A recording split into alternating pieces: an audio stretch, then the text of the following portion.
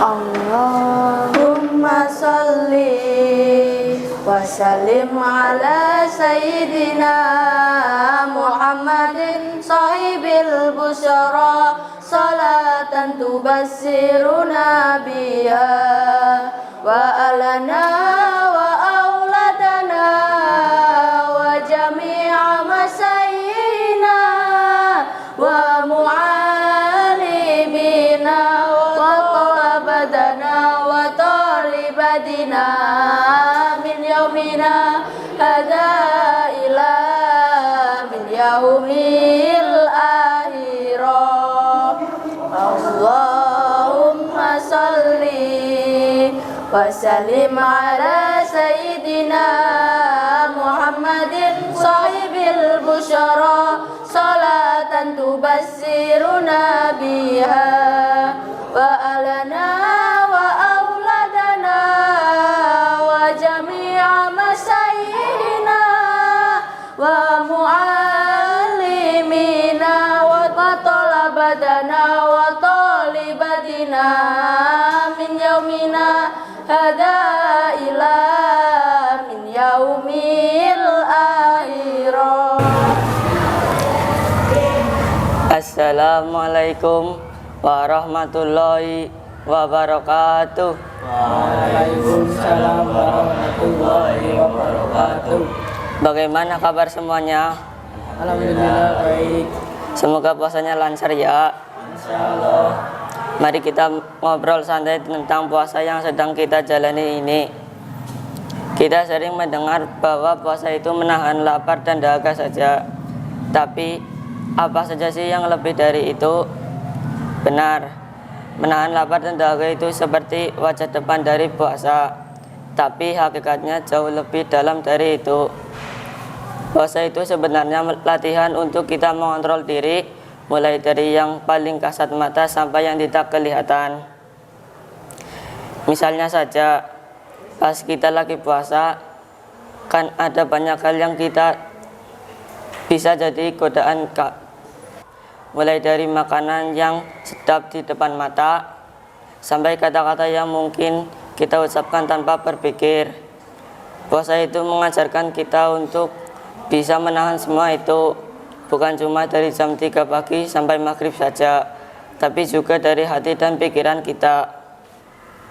Jadi ini bukan tentang perut yang kenyang atau tidak. Rasulullah Shallallahu Alaihi Wasallam pernah bersabda, Bismillahirrahmanirrahim, Rubba sha'imil laisa lahu min siyamihi illal juh wa rubba qa'imin laisa lahu min qiyamihi illas syahr. Betapa banyak orang yang berpuasa namun dia tidak mendapatkan dari puasa itu kecuali hanya lapar saja. Dan betapa banyak orang yang melakukan sholat malam namun tidak mendapatkan dari sholatnya itu kecuali hanya begadang saja. Hadis ini mengingatkan kita bahwa esensi puasa bukan hanya sekedar menahan lapar dan dahaga, tetapi juga tentang bagaimana kita menjaga diri dari perbuatan yang sia-sia dan dosa. Ada beberapa hal penting yang perlu kita perhatikan. Pertama, hati kita harus selalu ingat sama Allah, seperti kita makan dan minum saat sahur dan berbuka. Tapi bukan cuma buat mengisi perut saja, melainkan karena Allah menyuruh kita untuk tetap sehat supaya bisa menjalankan ibadahnya. Kedua, kita juga harus memperhatikan perkataan dan perbuatan kita. Jangan sampai cuma badan yang berpuasa, tapi mulut malah suka menyakitkan hati orang lain atau mengucapkan hal yang tidak baik. Pernah juga mendengarkan tentang puasa mata, telinga, dan hati. Itu termasuk dalam hakikat puasa juga.